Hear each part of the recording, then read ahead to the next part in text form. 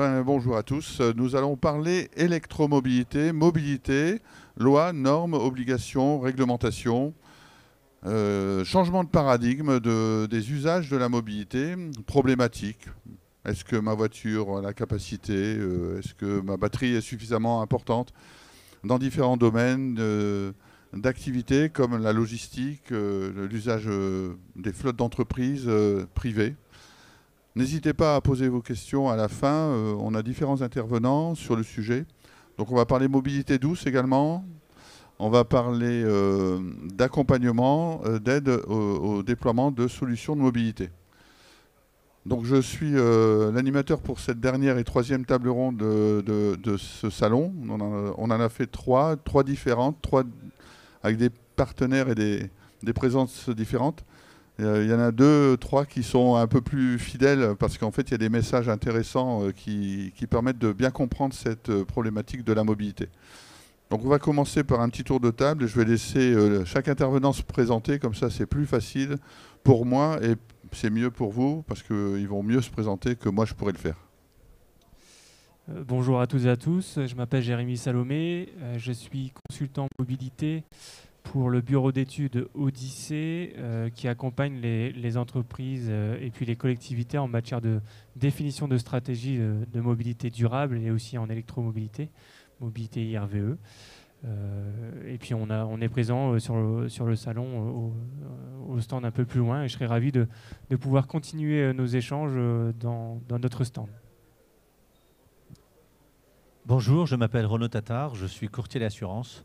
Mon entreprise s'appelle Préfi Environnement. Nous avons créé un département qui traite des énergies renouvelables notamment et de nombreuses questions qui peuvent se poser liées à la mobilité, que ce soit les vélos à assistance électrique, que ce soit les bornes électriques aujourd'hui.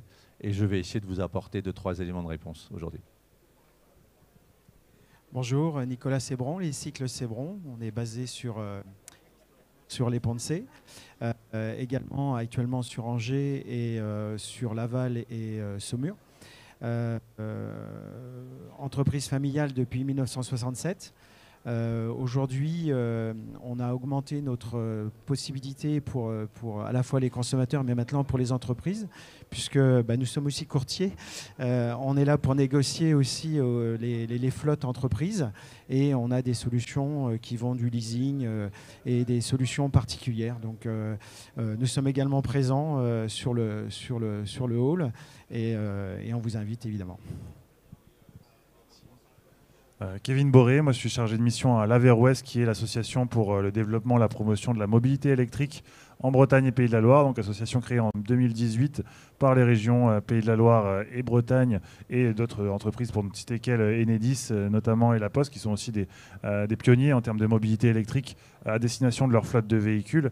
Et nous en tout cas on accompagne et on va former notamment dans le cadre du programme Advenir Formation qui est un programme national du ministère de la Transition écologique et de l'ADEME, former du coup les élus, les agents du territoire sur la mobilité électrique, sur les différentes idées reçues aussi qu'on peut avoir sur l'usage d'un véhicule électrique.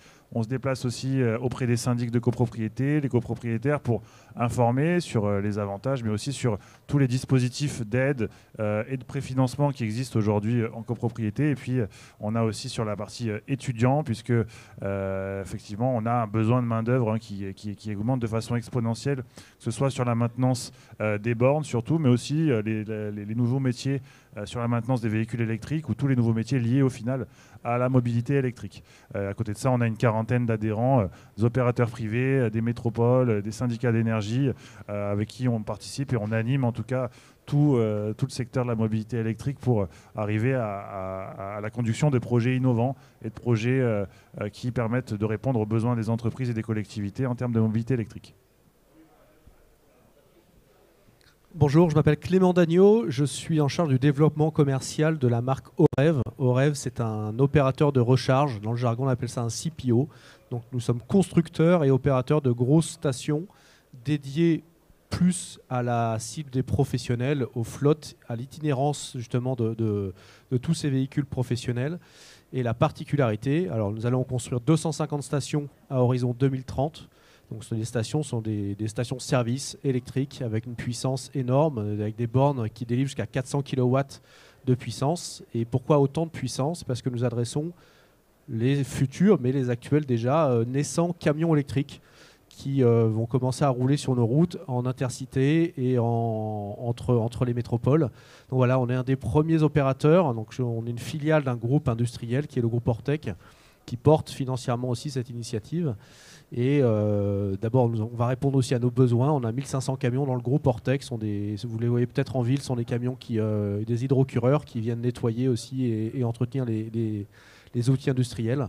Donc voilà, c'est pour répondre à cette mobilité lourde, mais nous acceptons aussi les véhicules légers et les véhicules utilitaires dans nos stations. Voilà, merci. Donc vous voyez, effectivement, on part du vélo, on va au camion, et on va parler flotte d'entreprise, on va parler véhicules traditionnels. La mobilité électrique donc, existe depuis avant 1900, puisque les premiers véhicules électriques étaient développés avant le thermique. Juste pour l'histoire, c'est qu'on polluait beaucoup avec les chevaux, et ce sont des véhicules électriques qui nettoyaient les rues à New York et à Londres pour nettoyer le crottin de cheval. Donc il y avait déjà cette approche du développement durable du véhicule au travers du nettoyage des routes. Donc il y a eu plusieurs époques sur le développement du véhicule électrique. Il y a eu bien sûr des guerres qui ont baissé l'activité du pétrole, donc il a fallu trouver des idées. Donc le véhicule électrique est reparti dans une période de guerre. Après, il y a eu le choc pétrolier qui a redéveloppé dans les années 90 le véhicule électrique.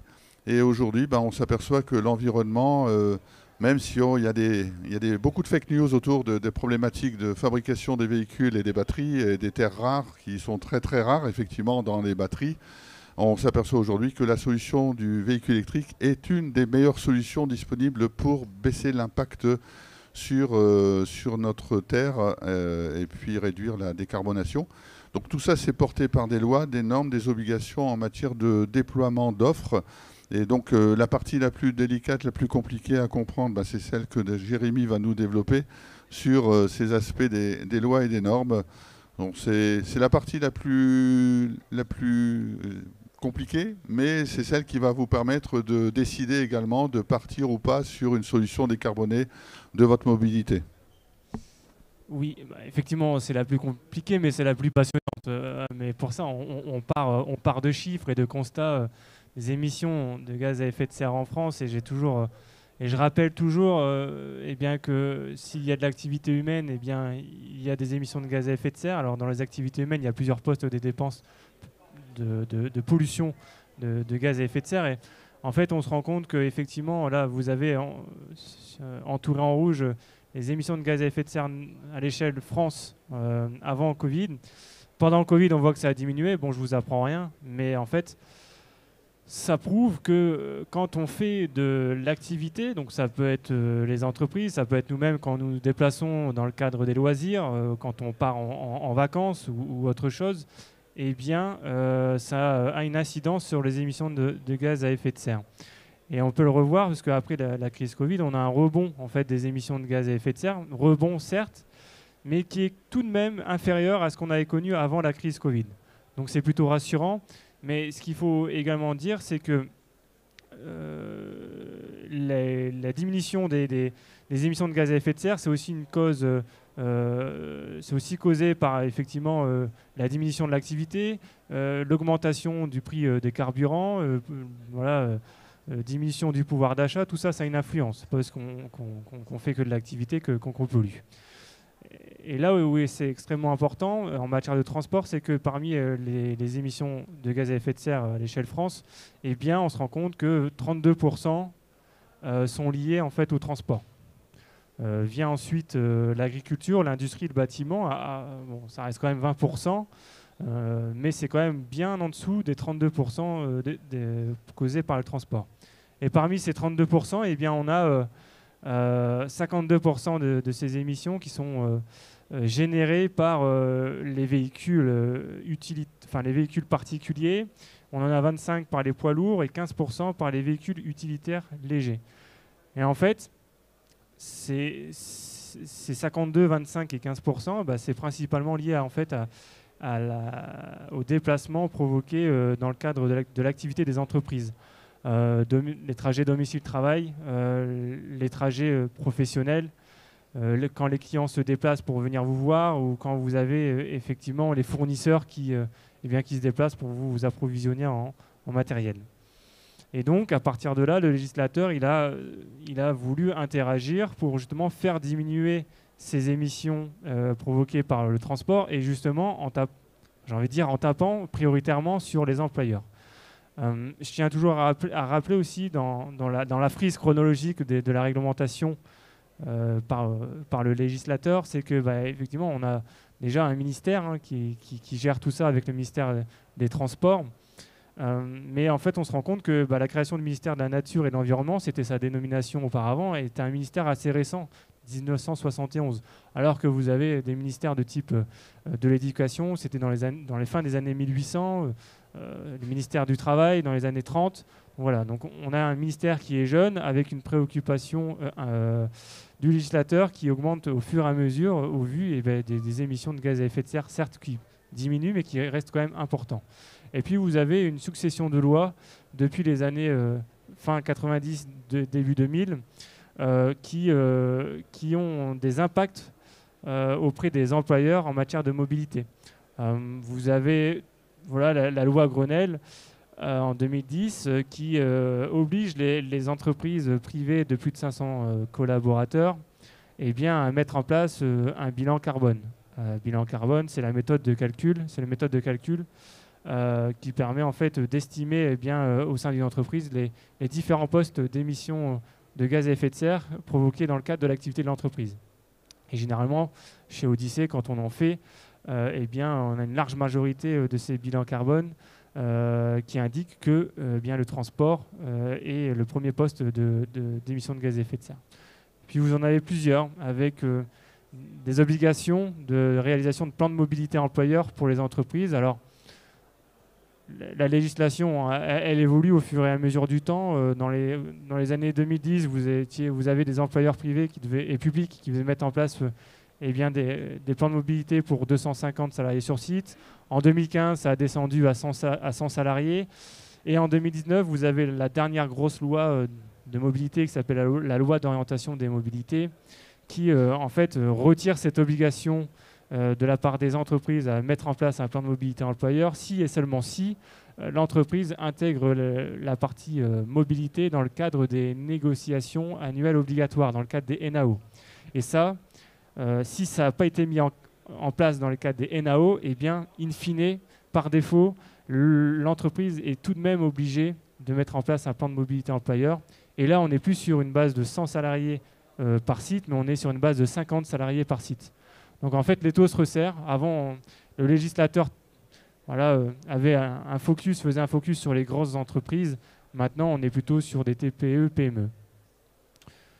Et donc après, vous avez une succession de lois avec également la loi climat et résilience sur des incitations, obligations de verdissement de flotte pour les entreprises publiques et privées qui avaient déjà été on va en parler après, mais aussi des problématiques de ZFE sur certains territoires et agglomérations qui vont impacter en fait les déplacements à la fois privés de tous les jours, mais aussi dans le cadre professionnel, parce qu'on aura des restrictions de circulation des véhicules polluants.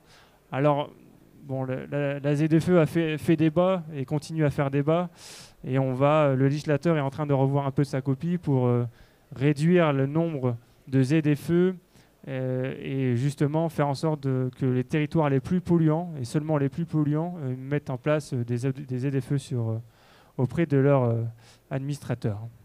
Voilà. Oui, donc au travers de cette démarche, quelle vision globale de l'entreprise pour pouvoir justement décarboner non seulement la logistique, on parle de dernier kilomètre, on parle de déplacement pendulaire pour les salariés, on parle de mobilité en général, ça va aussi de la mobilité douce, etc. Alors, oui, et puis on pourra en échanger aussi pendant la conférence, mais aussi après la conférence. Mais les employeurs, du coup, au fait de ce constat général que je vous ai dressé, a un rôle important en fait à jouer en matière de réduction des gaz à effet de serre provoqués dans le cadre de leurs activités dans le domaine du transport. Et pour cela, il y a des obligations, des incitations, des leviers, des responsabilités que vous pouvez voir à l'écran Généralement, quand une entreprise vient me voir et souhaite réduire ses émissions de gaz à effet de serre provoquées par le transport, on peut passer on l'oriente vers déjà un bilan carbone. Parce qu'en fait, à travers ce bilan carbone, on va pouvoir voir si c'est effectivement le secteur des transports qui émet le plus de gaz à effet de serre dans le cadre de l'activité de l'entreprise. Généralement, c'est le cas pour les entreprises de services, un peu moins pour les entreprises de type industriel, où là, c'est vraiment la production de leurs matériaux qui pollue le plus. Donc le bilan carbone, bon voilà, vous avez l'infographie à l'écran, mais originellement, il y a 3 scopes. Le premier scope, c'est les émissions directes causées par l'activité de l'entreprise. Le scope 2, c'est les émissions indirectes. Et le scope 3, donc en rouge, c'est toutes les émissions liées en fait au transport dans le cadre de l'activité de l'entreprise. Et en fait, ce scope 3, depuis 2021-2022, eh bien, c'est éclaté en 3 autres petites scopes, on va dire, le 4, le 5 et le 6, qui permet de pousser beaucoup plus loin la réflexion et l'analyse sur les transports. Donc là, c'est plutôt notre méthodologie, mais qui est une méthodologie classique parce que c'est la méthodologie de l'ADEME, en fait. C'est l'ADEME qui a créé en fait, l'outil du bilan carbone. Et puis après, il y a les plans de mobilité employeurs que nous, on pousse à faire, même si les entreprises ne sont pas assujetties à cette mise en place ou ne veulent pas la mettre en place. Nous, on pousse à minima pour faire le diagnostic, pour savoir de quoi on parle, en fait, et pour potentiellement mettre en place un plan d'action qui va justement potentiellement aboutir à du verdissement de flotte. Et qui dit verdissement de flotte dit aussi pose de bornes IRVE. Oui, et avant de choisir l'installation des bornes et quel type de bornes, il faut parler également de choix, de stratégie, de type de mobilité. Donc on a sur le plateau un spécialiste de la mobilité douce. Quelles sont les réactions du terrain? Quelles sont les réactions des entreprises pour cette mobilité douce? Est-ce que c'est vraiment un impact intéressant pour une mobilité décarbonée dans une entreprise? Et quels sont les avantages pour partir sur le 2 roues, le 3 roues, puisqu'il y a également des vélos qu'on appelle des vélos cargo? Effectivement, quand on voit la fresque présentée, on sent bien un peu la finalité de la chose. Et je pense qu'on parlera peut-être tout à l'heure des forfaits mobilité durable. Je ne vais peut-être pas avancer là-dessus, ou j'y vais peut-être maintenant, je ne sais pas. Si, je peux. Donc c'est vrai qu'on a vu sur une des tableaux là-bas qui avait en levier la possibilité d'un forfait mobilité durable. Ça, c'est une possibilité pour les entreprises qui est souvent méconnue, parce que des fois, c'est vrai que ça fait trop beau pour être vrai.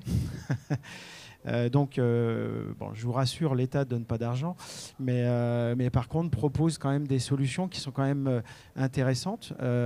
Pour faire relativement simple, l'État dit voilà, employeur, vous pouvez aller jusqu'à 700 € d'indemnité par salarié. Donc c'est pour tous les salariés qui sont concernés et par an, quelle que soit la taille de la structure. Donc encore une fois, ce n'est pas un caractère obligatoire, même si ça pourrait peut-être un jour le devenir.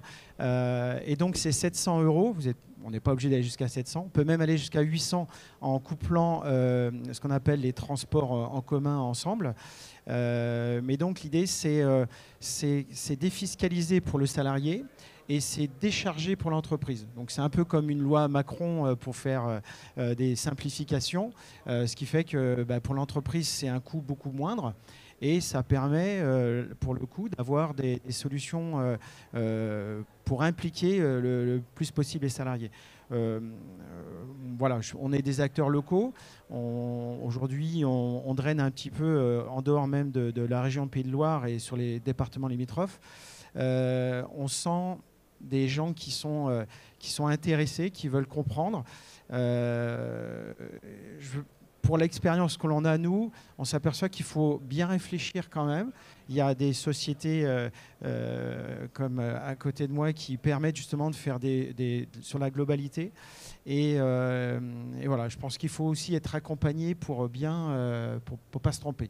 L'erreur, c'est de dire, voilà, Ok, on va jouer le jeu, on va foutre 2 ou 3 vélos en entreprise comme des vélos de fonction, et puis basta. Bon, bah là, autant dire que ceux-là, ils vont prendre la poussière, et puis à l'arrivée, à part peut-être faire un peu de green bashing, mais ça ne va pas apporter grand-chose. Donc, on vous conseille fortement de nous contacter, professionnels, pour justement établir un vrai diagnostic et une entreprise, une solution. Enfin, je veux dire, il n'y a pas de globalité là-dedans, mais c'est ça qui va être le plus intéressant. Oui, donc effectivement, la mobilité douce est une des solutions décarbonées du transport pour des sites à sites. On a un contact hier qui est passé de l'armée, qui a 80 sites et 50 sites potentiels, qui veut décarboner le transport. Il a déjà testé et analysé son plan de déplacement avec le personnel et dit nous, le vélo, ça y est, c'est parti. Bon, c'est l'armée, c'est des militaires, ils aiment bien rouler en vélo. On va leur mettre des vélos kitsch un peu sympas, type VTT. Par contre, si on leur met des vélos qui ne sont pas chargés le lendemain, parce que le gars d'avant, il n'aura pas chargé le vélo, on aura des problèmes d'usage et de démotivation de l'usage du vélo, parce qu'ils ne vont plus prendre les vélos. Ça, c'est l'expérience qui parle, puisque j'ai fait déjà des stations automatisées pour les vélos. Et donc, il faut penser à l'usage du vélo et comment on va pouvoir assurer la réassurance derrière de la recharge. Et donc ça, c'est pour un exemple pour les vélos. Donc on est sur des petites puissances.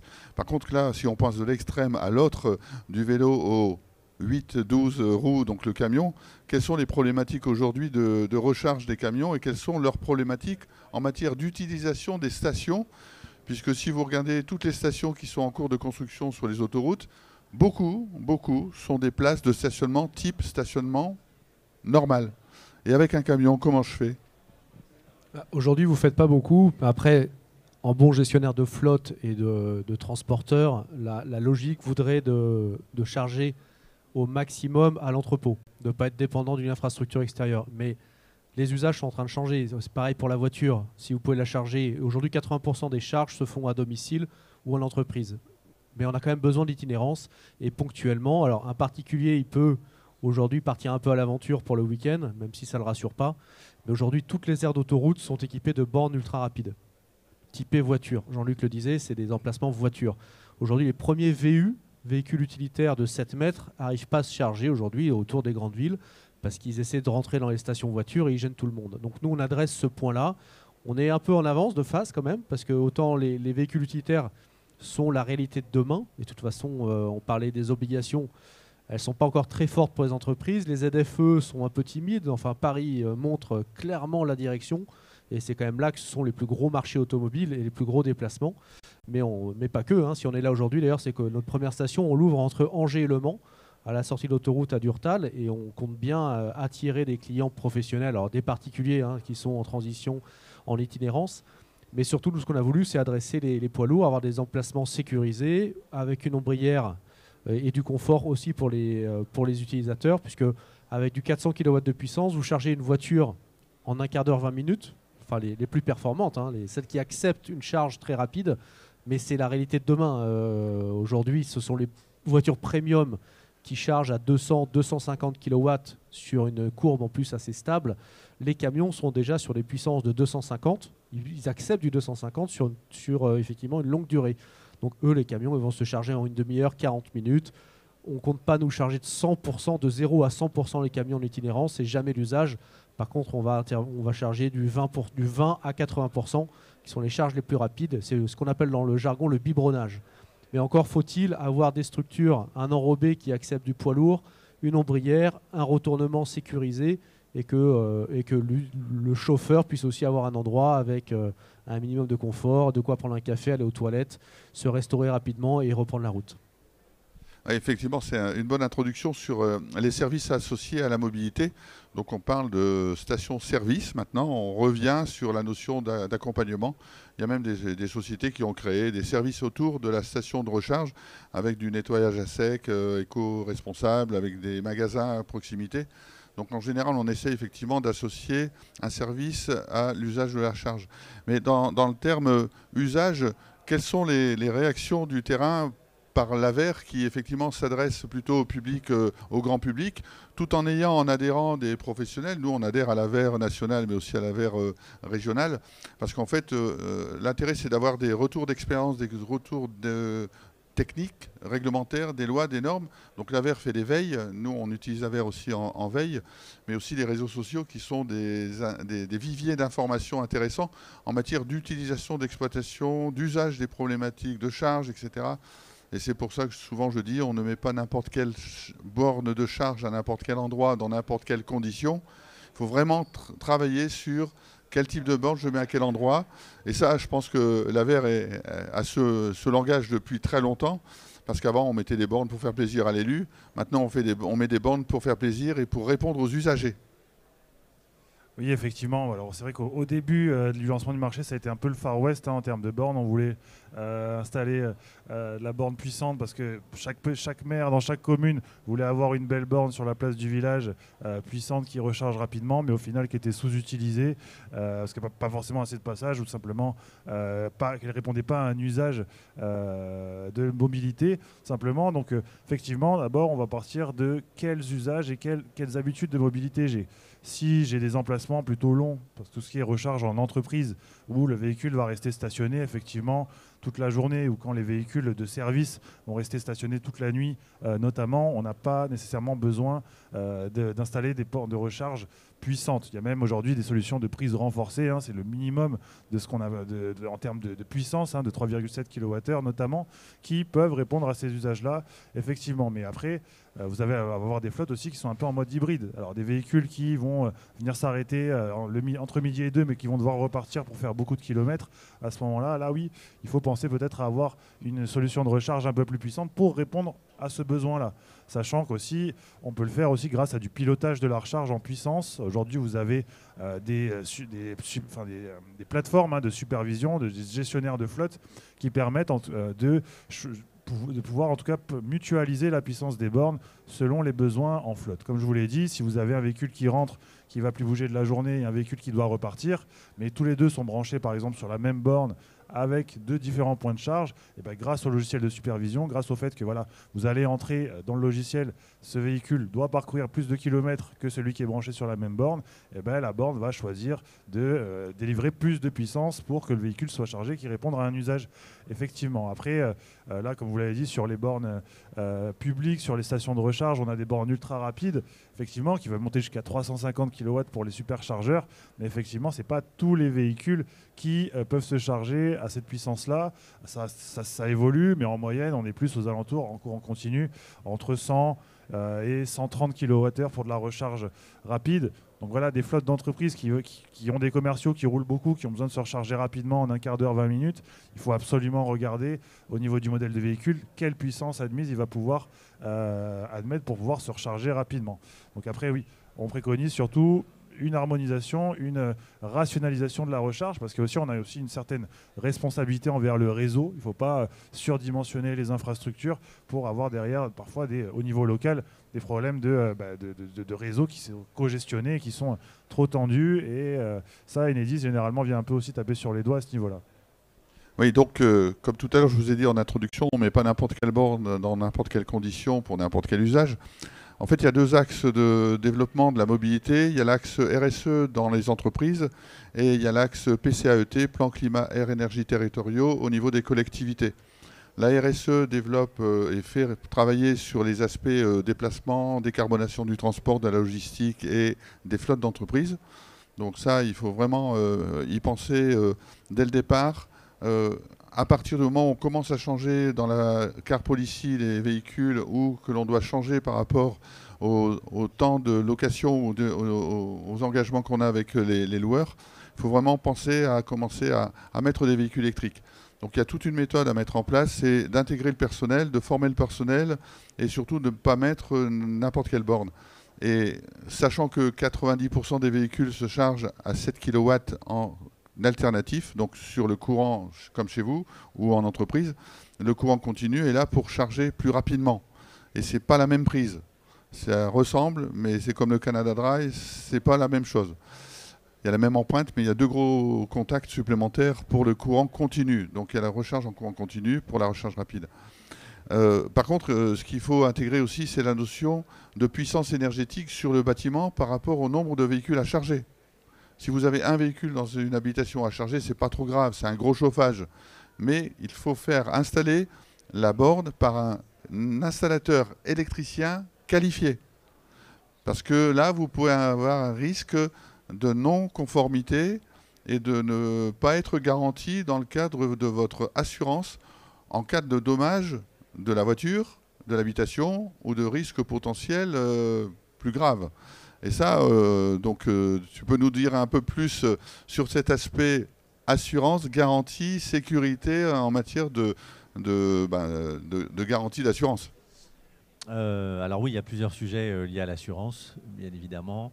Dans tout ce qu'on a pu évoquer, et avant de répondre à votre question précisément sur la logique des bornes et des installateurs, dans la mobilité légère, en fait, et notamment, alors on parle des gyropodes, des trottinettes électriques, des vélos électriques qu'on commence à voir de plus en plus dans les flottes d'entreprises ou dans les entreprises qui veulent le couvrir, la question se pose de savoir comment je dois l'assurer.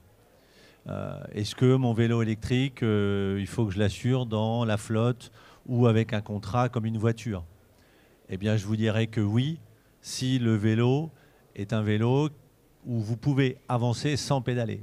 Sinon, c'est un vélo à assistance électrique et c'est comme un vélo, je dirais, normal, donc sans assistance ou musculaire, merci, où la responsabilité civile de l'entreprise suffit. Si c'est une trottinette électrique, par exemple, il faut que vous l'assuriez spécifiquement parce que l'assurance responsabilité civile de l'entreprise ne marchera pas. La trottinette est considérée comme un véhicule terrestre à moteur autoporté dans ce cas-là. Et donc, c'est comme une voiture. Il faut une RC circulation. Si vous ne l'avez pas et que la personne en trottinette blesse quelqu'un, et malheureusement, on le voit de plus en plus souvent, eh bien, il n'y aura pas d'assurance qui va fonctionner. Donc, c'est l'entreprise qui va devoir payer puisque c'est un de ses salariés qui l'utilisait. Donc il y a des vraies questions à se poser sur ces engins légers. Sur les voitures électriques, eh bien évidemment le sujet est plus simple, c'est un véhicule, mais attention à une chose, à deux, si je puis dire. La première, ce sont les coûts de réparation. Ils sont de 20 à 40% plus élevés qu'un véhicule thermique. Donc ça veut dire qu'en matière d'assurance, les coûts généralement sont plus élevés. Alors qu'il y a moins de pièces d'usure sur un véhicule électrique. Il y a moins de pièces, on est d'accord, mais je vous donne un exemple sur les batteries. Si vous avez par exemple un petit accrochage qui touche la batterie, toute la batterie sera changée. Et vous savez qu'aujourd'hui, elle représente quasiment la moitié du prix de la voiture.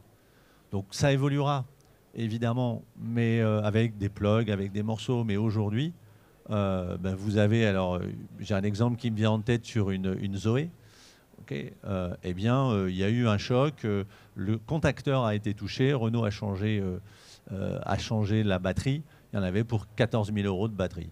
Et on a payé une batterie neuve, l'assureur a payé une batterie neuve. Donc ce sont aussi des sujets qu'il faut vous poser à ce moment-là sur le volet assurance des véhicules, avec une bonne surprise qui malheureusement devrait s'arrêter en 2025, c'est qu'il y a des taxes sur les assurances, et l'État avait réduit très fortement celle qui était liée aux assurances de voitures électriques. Ça devrait changer en 2025. Donc ça, c'est la moins bonne nouvelle sur les coûts d'assurance sur les véhicules. À côté de ça, effectivement, de ce fait, les bornes, les éléments de recharge, il y a des questions à vous poser sur sa couverture, son assurance. D'abord sur la pose, vous l'avez exprimé, faites-les faire par des gens qui sont des professionnels et demandez leur attestation d'assurance RC. Parce que si il n'est pas indiqué sur l'attestation la spécificité des poses de bornes électriques, le jour où vous avez un problème lié à l'installation, vous allez vous retourner contre lui, mais il ne sera pas couvert. Donc vous vous trouvez tout seul avec votre problème. Donc ça, c'est le premier réflexe à avoir. Et les autres, eh bien, c'est aussi de savoir auprès de vos assureurs comment sont assurées les bornes. En fait, les bornes, il y a deux types de dommages qui peuvent être causés dessus. Vous avez ce qu'on appelle les éléments externes, comme un incendie qui démarrerait sur le site et qui va toucher la borne. Eh bien, si la borne est... Allez, je vous fais juste un schéma que vous gardez en tête. Si la borne est accrochée au mur de l'entreprise, il sera couvert comme les murs. Si jamais la borne est posée à l'extérieur sur le parking, c'est un élément extérieur. Donc tous les contrats ne le couvrent pas en base. D'ailleurs, peu de contrats le couvrent en base. Donc il faut prévoir des extensions. Donc ce sont des sujets à poser à vos assureurs. Et également, en cas de choc d'un véhicule qui recule et qui endommage la borne, ou en cas de dommages internes à la borne. La borne peut avoir des dysfonctionnements qui sont liés à la pose, qui sont liés à des défauts qu'elle a elle-même, et quand on passe les périodes de garantie, il n'y a pas de couverture. Donc, sauf si vous avez une couverture bris de machine, si c'est possible dans votre contrat. Donc il y a aussi des sujets parce qu'elle valent assez cher. Il est vraisemblable, si le sujet, vous ne le prenez pas à un moment donné bien en compte, que la réponse soit négative de la part de votre assureur le jour où vous avez la difficulté sur la borne et qu'il faut remplacer les travaux, etc. Et c'est vous qui allez devoir les payer. Mais oui. Puisque je pars du principe que 80% des gens se chargent à domicile ou en entreprise, on l'entend aussi des employeurs. C'est l'alternative à mon métier, mais j'y crois aussi beaucoup, des employeurs qui installent des bornes au domicile des salariés. On est sous quel régime un petit peu en termes d'assurance, de responsabilité Alors, Très, très bonne question. waouh. On est sous quel régime? En fait, d'abord sur la responsabilité civile, on va parler des dommages causés par la borne aux tiers. Les personnes qui sont autour sont des tiers par rapport aux propriétaires de la borne. Donc je serais tenté de dire, dans une première réponse, que c'est la responsabilité civile de l'entreprise qui est susceptible d'intervenir, même si la borne est à l'extérieur. Sauf que, parce que c'est toujours un peu compliqué en assurance, il y a ce qu'on appelle la logique de garde et d'usage. C'est-à-dire que dans ce cas-là, le salarié a l'usage de la borne. Et donc dans son usage, ça veut dire qu'il y a un transfert de garde et d'usage, et donc c'est comme s'il en était le propriétaire. Donc il y a des questions à poser dans ce cas-là à l'assureur habitation, de dire voilà, moi j'ai une borne, elle est installée par ma société, dans quel cas vous intervenez. Ça c'est pour la responsabilité civile, donc les dommages causés aux autres par l'usage que j'ai de ma borne. Et notamment un incendie qui démarre dans la borne parce que je l'ai mal utilisé et qui va endommager l'habitation. L'assurance habitation interviendra, même si l'incendie vient de la borne. Mais ensuite, il ne pourra pas faire ses recours, donc il ne pourra pas se faire rembourser par les autres. L'autre volet, ce sont les dommages à la borne. Ben, à partir du moment où l'employeur l'a prise en charge, le salarié, très logiquement, va dire bah, « je suis désolé, mais c'est pour toi ». Et ça va être l'objet ou d'une négo, ou d'une convention, ou du résultat si une convention avance sur l'utilisation. Mais l'assurance habitation ne va pas marcher. Si c'est un dommage de type bris, où j'ai reculé dans la borne, je l'ai endommagé, je l'ai mal utilisé, j'ai fait tomber ou j'ai laissé le câble par terre, j'ai roulé dessus, là, c'est du bris hein, de machine, typiquement en assurance, et il n'y a aucun contrat habitation qui intervient aujourd'hui. Donc, où il y a un contrat spécifique qui est souscrit, hein, et on a développé ce type d'offre très récemment, mais parce qu'on a vu ces trous de garantie. Parce que sinon, il n'y a pas d'assureur aujourd'hui, habitation ou entreprise qui va intervenir. Voilà. Et ça peut coûter un peu de sous. Donc effectivement, pour rester sur le même sujet de la mise à disposition d'une solution de recharge à domicile pour un employeur qui met des bornes chez des salariés, nous on s'aperçoit aussi que dans le cadre de l'accompagnement des entreprises, c'est que l'employé dit « moi je vais te mettre une borne chez toi, tu vas pouvoir se charger chez toi, quid de l'utilisation du courant ? Comment je fais pour rembourser le courant ?» Donc il y a des logiciels bien sûr qui permettent de faire le prorata de consommation, il y a les voitures qui permettent de remonter des données, il y a des logiciels de supervision, mais il y a aussi des bornes qui permettent de le faire.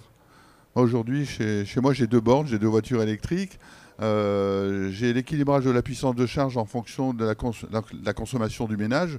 Si j'ai la pompe à chaleur qui démarre, ça baisse la puissance de charge de la voiture. Donc tout ça, c'est déjà automatisé, c'est pris en charge. Et sur l'écran de la borne, bah, j'ai mes consommations réelles que je peux ressortir sur une application téléphonique. Donc il suffit de faire une copie d'écran et de pouvoir dire à mon employeur de dire voilà, j'ai consommé 3 kW, ça m'a coûté 31 centimes le kilowatt, ça fait autant.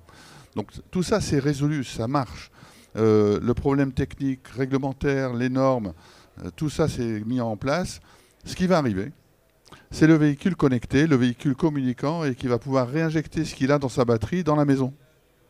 Ce qu'on appelle du véhicule to home ou véhicule to grid, vers la gestion, le pilotage énergétique. Et là, on va essayer, nous, opérateurs, gestionnaires, bureaux d'études, de gérer, de contrôler tout ça. Et c'est ce qu'on fait, nous, au quotidien, c'est on accompagne les entreprises pour optimiser leur consommation, gérer la recharge, optimiser la recharge, délester les puissances de recharge. Et puis après, il y a tout ce qui est accompagnement dans la mobilité. C'est le bon véhicule au bon usage par rapport à la problématique du salarié. Alors la question que j'ai, moi, à poser à la collégiale, c'est est-ce que la batterie est un problème? Est-ce que on parle toujours de véhicules à 1000 km d'autonomie. Est-ce qu'il faut une grosse autonomie dans une voiture? Est-ce qu'il faut transporter une grosse batterie qui pèse très lourd, qui coûte très cher? Ou est-ce qu'il vaut mieux pas penser plutôt à un temps de charge, à une puissance de recharge lorsqu'on fait de l'itinérance, quand on fait des déplacements? Je ne sais pas qui veut répondre sur le sujet. Oui, tout d'abord, je voulais quand même revenir sur la question aussi de la remplaçabilité, la possibilité de réparer aussi les batteries aujourd'hui. C'est vrai que beaucoup de constructeurs aujourd'hui vont vous dire qu'il faut remplacer tout de suite le kit intégral de batterie, et tout simplement parce que déjà c'est plus intéressant aussi pour eux, mais simplement parce qu'il y a aussi une filière de la maintenance des véhicules qui est en train de se construire aujourd'hui, spécialisée dans les véhicules électriques. Aujourd'hui, en Loire-Atlantique, on a un des pionniers en termes de garage spécialisé dans les véhicules électriques. C'est le garage Revolt notamment, qui lui qui a des techniciens, qui est en train de former aussi tous les mécaniciens de France qui souhaitent développer des certifications et des compétences pour intervenir sur le véhicule électrique, parce qu'au final, les mécaniciens vont commencer à se transformer vers des électroniciens, du fait qu'il y a de moins en moins de pièces mobiles, il y a de plus en plus de pièces électroniques, il y a quasiment que ça dans un véhicule électrique. Et aujourd'hui, sur quand même pas mal de cas, on est capable, en tout cas le garage Revolt est capable d'intervenir sur la batterie et de pouvoir changer telle ou telle cellule défectueuse aussi directement sur la batterie. Parce que c'est vrai que s'il n'y a pas de maintenance de véhicule et qu'il faut tout changer déjà au niveau écologique, je pense qu'on se perd un petit peu. Et puis même en termes pour que ça reste intéressant pour le consommateur final quand même, il faut derrière qu'on puisse réparer, reconditionner des batteries notamment. Je voulais revenir rapidement sur le fait sur le taux de pas de réparation mais de recyclabilité des batteries. Aujourd'hui, l'Union européenne impose, pour qu'une batterie soit commercialisée, que la batterie soit recyclable à 50% de son poids au minimum. Sachant qu'aujourd'hui, en moyenne, entre 80 et 95% de la batterie est recyclable. Souvent, ce qui est dur à recycler, c'est tout ce qui est tout le revêtement de la batterie avec des plastiques ultra transformés, assez lourds, qui est assez compliqué. Sachant qu'il y a des nouvelles batteries aussi qui sont en train d'arriver, les batteries solides. Ça, c'est quelque chose qui existe vraiment. Déjà, quand on voit en 10 ans comment les batteries ont évolué, on sait que maintenant, sachant que la mobilité électrique, c'est le secteur qui arrive à lever le plus d'argent sur tous les secteurs de l'industrie. On voit souvent des opérateurs de mobilité, des fabricants de bornes qui lèvent des 400 millions d'euros, des 200 millions d'euros assez facilement. Donc forcément, dès qu'il y a de l'argent, on met les gros cerveaux, les meilleurs sur ce sujet, et on arrive vite à du progrès technique. Donc déjà, c'était en introduction, effectivement, on va arriver à des batteries qui seront 100% recyclables, et on va aussi se délester de cette vulnérabilité vis-à-vis du marché des matériaux, tout simplement. Aujourd'hui, il y a du cobalt qui pose problème, notamment. Les industriels savent que c'est des matériaux qui sont sous tension, et on souhaite aussi... vous devez l'imaginer, mais plus on est dépendant de matériaux de ce type, plus effectivement on a des risques aussi au niveau de sa production en termes de contrôle aussi sur ses prix notamment, et au niveau de la concurrence. Donc effectivement, aujourd'hui, faut regarder pareil toujours les usages. De toute façon, si on a besoin, si on roule beaucoup, on sait qu'on doit se recharger en itinérance très souvent, il faut avoir des véhicules avec des batteries plus importantes et qui peuvent se recharger de façon plus rapide. Et puis aujourd'hui, il y a 80% des Français qui roulent moins de 50 km par jour pour des déplacements vraiment urbains, des déplacements quotidiens. Aujourd'hui, des batteries de taille pas forcément énorme c'est préférable, en tout cas. Pas forcément aller sur des plus grosses batteries, même si on sait que tout le secteur automobile, à l'image du thermique, on est beaucoup allé sur les SUV, les gros véhicules. On en voit plein en ville, et au final, est-ce qu'on a vraiment besoin de cette taille-là de véhicule? Non. Est-ce qu'on conditionne son achat de véhicule sur un déplacement qu'on va effectuer 1 à 2 fois par an quand on part en vacances aussi? Je ne pense pas que c'est forcément la solution. Donc oui, la question, c'est regarder toujours son usage. On part toujours de l'usage au final. Et là, on va faire son choix de véhicule. Mais pour moi, la batterie... plus la batterie est lourde, plus elle a un impact écologique important. Ça, il faut le rappeler aussi quand même. Et voilà, moi, c'est ce que je voulais dire. En tout cas, sur le sujet, je ne sais pas si vous voulez compléter. C'est pas une question facile aussi, pour le coup. Personne s'est battu pour y répondre aussi. Donc je me suis lancé, mais... Non, mais en fait, on s'aperçoit effectivement de transporter une grosse batterie batterie, ça fait du poids, donc ça fait de la consommation. Par contre, aujourd'hui, quand on prend des véhicules traditionnels, on est entre 50 et 150 kW au niveau de la recharge rapide, ce qui permet en 1 heure de faire une recharge complète. Mais en général, on fait du 20-80. Donc vous faites du 20-80, c'est-à-dire que vous allez recharger en une demi-heure, 3/4 d'heure votre véhicule pour refaire entre 150 et 250 km selon la puissance admissible par la voiture. Donc il faut que les vendeurs, ou il faut que vous puissiez poser la question quand vous achetez une voiture électrique, c'est quelle est sa puissance de charge au quotidien sur ma prise de courant, sur la borne que je vais faire installer ou qu'ils vont me donner, parce qu'il y a des concessionnaires automobiles ou des constructeurs automobiles qui proposent la recharge offerte, la borne. Après, il faut la faire installer par un électricien qualifié pour être garanti au niveau de la qualité de raccordement. C'est pas un chauffage électrique, une voiture, hein. C'est-à-dire que quand elle se charge toujours à la puissance nominale, la maximum de sa capacité. C'est-à-dire qu'il n'y a pas de refroidissement des contacts par le fait d'avoir des coupures intermittentes du courant. Ça charge en permanence.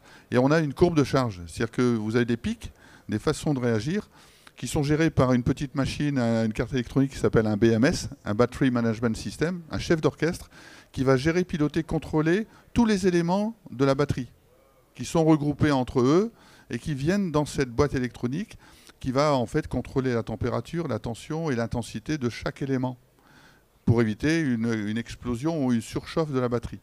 Alors, ce qu'il faut savoir aussi, c'est qu'une batterie, quand elle commence à brûler, elle brûle totalement. Et pour arrêter un feu de batterie, on la met dans l'eau. Donc les pompiers travaillent sur le sujet en matière d'extinction des feux de batterie, donc des feux de voiture. Les feux de trottinette, on en voit sur Internet parfois dans des appartements en Chine avec des produits qui s'enflamment, avec des fumées noires qui sont autour. Donc c'est pas plus dangereux qu'une voiture thermique. Il y a moins d'accidents, moins d'incendies proportionnellement au nombre de véhicules que des véhicules thermiques. C'est plus efficient, plus rapide, et quand vous appuyez sur l'accélérateur, on sent une accélération parce que vous n'avez pas un turbo qui va s'enclencher, ça part tout de suite. Donc il n'y a pas de bruit. Alors bien sûr, ceux qui sont dans l'automobile, ah ouais, mais j'avais plus le bruit, c'est plus la même chose. Donc il y avait BMW à un moment donné qui avait fait un bruit synthétique dans les haut-parleurs pour créer le bruit d'une voiture rallye sur je ne sais plus quel modèle, là, la petite voiture avec les portes papillons là. Et en fait, quand on prend une voiture électrique, c'est déjà faire le bon choix par rapport à son usage, choisir la bonne solution de recharge par rapport à la problématique de recharge domicile, travail et itinérance, sachant qu'il y a une quatrième possibilité de se recharger, c'est ce qu'on appelle la recharge par opportunité. Et là, c'est quand vous allez faire les courses, quand Leclerc vous dit, voilà, il y a des bornes, pendant vos courses, vous faites votre plein, vous avez un temps gratuit, une demi-heure par exemple gratuite. Et tout ça, en fait, c'est des façons de se déplacer qu'on va utiliser. Même celui qui a une Porsche Taycan à 150 000 €, il va utiliser cette opportunité de se recharger pendant qu'il va faire les courses. Donc c'est vraiment une façon de se déplacer, une façon de se recharger et d'utiliser le véhicule non plus comme un véhicule thermique. Moi, je fais plus mes 800 ou 1000 km Lille-Bordeaux sans m'arrêter. Je m'arrête, je fais mes mails, je nettoie la voiture, je nettoie les moustiques et puis je repars avec un café. Voilà, c'est un peu une façon de se déplacer. On n'est plus au temps de la diligence, hein, où on s'arrêtait pour changer les chevaux. Alors ça, c'est aussi une solution que l'on travaille, hein, ce qu'on appelle le quick and drop, c'est-à-dire qu'on va s'arrêter dans une station, on enlève la batterie, on remet une nouvelle batterie. C'est le changement de batterie par un système de robot qui est sous le véhicule ou sur le côté. Hein, il y a BMW, non, c'est Volkswagen qui avait fait une camionnette comme ça, on changeait la batterie sur le côté dans les années 50. Donc vous voyez, la voiture électrique, il y avait des solutions qui étaient déjà imaginées il y a très longtemps sur le sujet de la batterie. Tu veux ajouter quelque chose? Oui, enfin après je voulais rajouter purement au niveau factuel, aussi au niveau avantage pour les entreprises aujourd'hui. Combien ça coûte de rouler en électrique? Qu'est-ce qu'il y a comme avantages fiscaux aussi? Je pense que c'est bon de le rappeler. Parce qu'aujourd'hui, l'État a mis en place, effectivement, on va avoir des plafonds d'amortissement qui sont plus élevés sur les véhicules électriques. Un plafond d'amortissement non déductible qui va jusqu'à 30 000 € sur les véhicules électriques. La batterie aussi est considérée comme un bien d'équipement. Donc la valeur de la batterie aussi est amortissable lorsque vous l'avez en entreprise. On a aussi des exonérations du certificat d'immatriculation à 100%, Pays de la Loire, en Bretagne. Qu'est-ce qu'on va avoir d'autre? On va avoir aussi l'exonération de TVS. Vous savez, sur les véhicules de société, on a de la TVS qui a été remplacée par 2 taxes, qui est la taxe sur les émissions et la taxe sur l'année de mise en circulation du véhicule. Et ça peut représenter sur des modèles diesel un peu plus anciens plusieurs centaines d'euros par an pour l'entreprise aussi. Donc effectivement, il y a aussi tout un panel d'avantages fiscaux et d'aides qui permettent que ça reste aussi intéressant un véhicule électrique. En termes de recharge aussi, on n'a pas parlé forcément du coût de la recharge, mais en moyenne, quand on arrive à se recharger en heure creuse, on est à 3 € pour 100 km sur un véhicule électrique. Quand sur le thermique, voilà, on est aujourd'hui, en plus avec une volatilité du prix du carburant qui est assez que l'on connaît, on est plutôt sur le triple, voire le quadruple. Donc effectivement, déjà, je veux dire, ça répond à un besoin, mais il faut dire aussi qu'il y a des avantages en termes financiers, fiscaux pour une entreprise pour passer au véhicule électrique.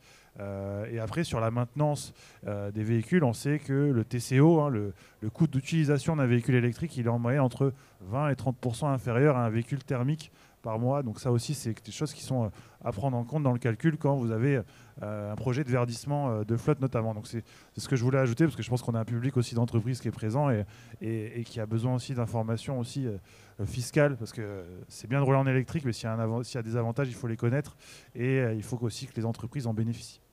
Oui, c'est ce qu'on fait également dans nos études de flotte. Excuse-moi, je voulais juste rajouter également, pour l'achat de flotte entreprise ou de leasing, il y a 25% de l'investissement qui peut être déduit de l'IS également. Voilà, l'État aussi a mis ça en place pour les flottes vélo. Oui, donc c'est ce qu'on fait quand on fait les études de flotte d'entreprise. On s'aperçoit que quand on compare la car policy ou le choix des véhicules au départ, qu'on vérifie l'électrocompatibilité des salariés et des solutions de mobilité dans la livraison, dans le transport, la logistique ou les déplacements pendulaires entre sites, on s'aperçoit que ce fameux TCO est meilleur si on va plus loin dans la réflexion que les loueurs de véhicules. Nous, on intègre l'investissement des bornes, le coût d'exploitation, le coût d'entretien et le coût de la recharge.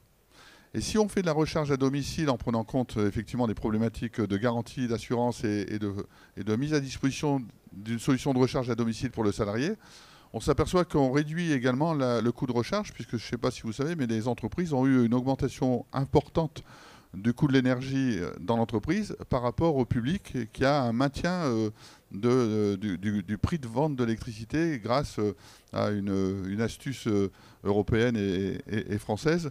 Nous, on n'a pas augmenté comme l'industrie a pu augmenter son prix d'électricité. Et donc, le fait de faire des recharges à domicile pour une entreprise, c'est plus intéressant que de recharger à domicile. Et en général, on reste plus longtemps dormir chez soi que de travailler. Donc c'est un petit peu, enfin sauf pour les grands rouleurs, c'est un peu la réflexion. Donc on a fait un tour rapide sur 1 heure sur cette problématique de l'infrastructure, de la mobilité, des lois, des normes, des obligations, des garanties, d'assurance, etc. Si vous avez des questions, on a encore 5 minutes pour répondre à vos questions. Sinon, on est à votre disposition sur le village de l'électromobilité qui est juste à la sortie à votre droite entre les 2 bandes vertes. Si vous avez des questions sur les aspects techniques, réglementaires, accompagnement, on est à votre disposition. On sait qu'il y a une personne qui est déjà qu'on a emmenée, qu'on va récupérer parce qu'elle a encore des questions à poser. En tout cas, n'hésitez pas. On mettra certainement le film en ligne pour vos petits rappels si vous avez besoin de connaître ou de répondre à des questions. Quelqu'un a une question, n'hésitez pas. Des compléments ? On a presque tout dit. En tout cas, merci pour votre écoute, votre participation. Et puis, on peut applaudir les intervenants, parce qu'il y a du live.